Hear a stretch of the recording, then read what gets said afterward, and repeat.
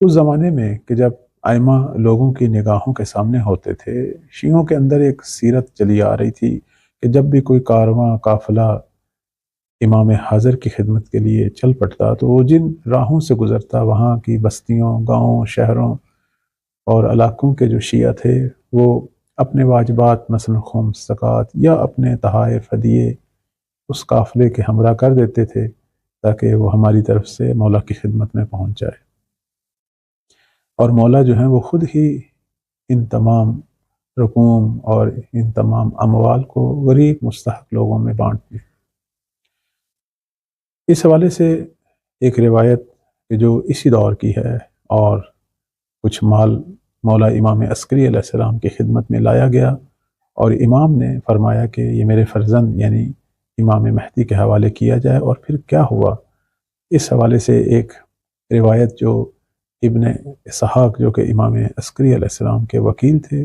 ان کی زبانی آپ کی خدمت میں بیان کرتے ہیں۔ یہ روایت شیخ صدوق علیہ الرحمہ نے کتاب شریف کمال الدین میں نقل کی۔ جناب ابن اسحاق بیان کرتے ہیں کہ میں شیعوں کی کچھ رقوم امام عسکری علیہ السلام کی خدمت میں لے کر آیا، اور اس وقت میں نے دیکھا کہ مولا کا ایک کمسن فرزند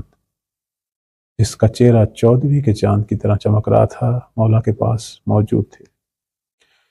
امام حسن عسکری علیہ السلام نے اپنے فرزند کی طرف رخ کر کے فرمایا، اے میرے لخت جگر، اپنے شیعوں، اپنے دوستوں کے تحائف کو آپ وصول کریں۔ اس وقت اس طفل مبارک نے کہا، اے میرے مولا و آقا، کیا میں ان اموال کی طرف ہاتھ بڑھاؤں جن کے اندر آلودہ اور نجس مال ملا ہوا ہے؟ امام عسکری علیہ السلام نے فرمایا، اے ابن اسحاق، جو کچھ ان تھیلوں میں ہے آپ اسے باہر نکالیں تاکہ اس میں سے حلال اور حرام جدا ہو جائے۔ ابن اسحاق کہتے ہیں کہ میں نے ایک تھیلی نکالی، ابھی یہ تھیلی میں نے کھولی نہیں تھی تو اس طفل مبارک نے کہا،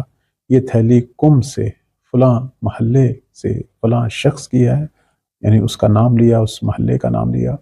کہ جس میں 62 اشرفیاں ہیں، یعنی سونے کے سکے ہیں، کہ جس میں 45 اشرفیاں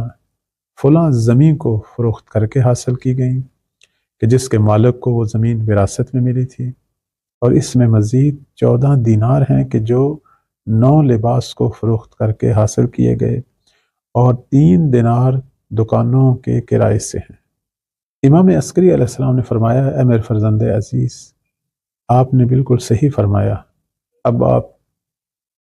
اس شخص کی رہنمائی کریں کہ اس میں سے کون سا مال حرام ہے اور کون سا پاک۔ تو اس وقت اس طفل مبارک نے بہت ہی دقت کے ساتھ حرام سکوں کو جدا کیا اور ان کے حرام ہونے کی وجہ بھی بتائی۔ پھر میں نے دوسری تھیلی نکالی،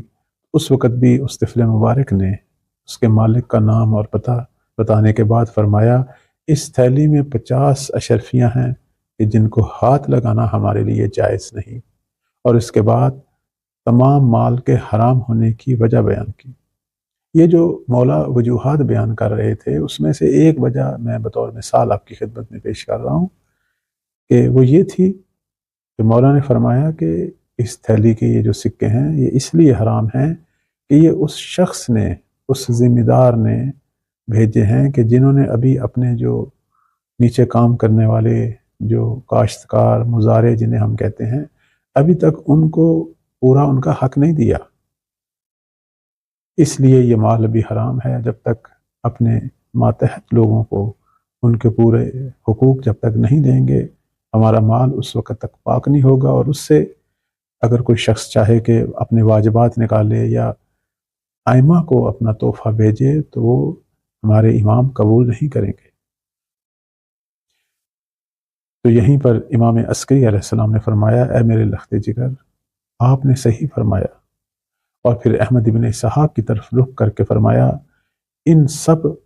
رقوم اور مال کو ان کے مالکوں کو واپس کر دو اور انہیں بتا دو کہ ہمیں اس طرح کے مال کی ضرورت نہیں۔ اب آپ خود دیکھیں، بسا اوقات ہم بڑے بڑے پروگرام کرتے ہیں، بڑے بڑے کام کرتے ہیں، لیکن کس مال سے؟ کہ جو مال ہو سکتا ہے پاک ہی نہ ہو، اس میں سے واجبات نہ نکلے ہوں، یا اس میں خدا نہ کرے کسی پر ظلم کیا گیا ہو، کسی سے چھینا گیا ہو، کسی سے غصب کیا گیا ہو یا ناجائز طریقے سے حاصل کیا گیا ہو یا اس میں کسی کا حق تھا اسے نہیں دیا گیا، تو ایسا مال اللہ کے نزدیک قابل قبول نہیں ہے۔ اور اس سے کیا ہوا کوئی کام، کوئی پروگرام، بس اوقات لوگ مسجد کو دے دیتے ہیں، امام بارگاہ کو دے دیتے ہیں، حرم مبارک کو دے دیتے ہیں، تو یہ قبول نہیں ہوتا جب تک اسے حلال نہ کیا جائے اور جس کا حق ہے اسے واپس نہ کیا جائے۔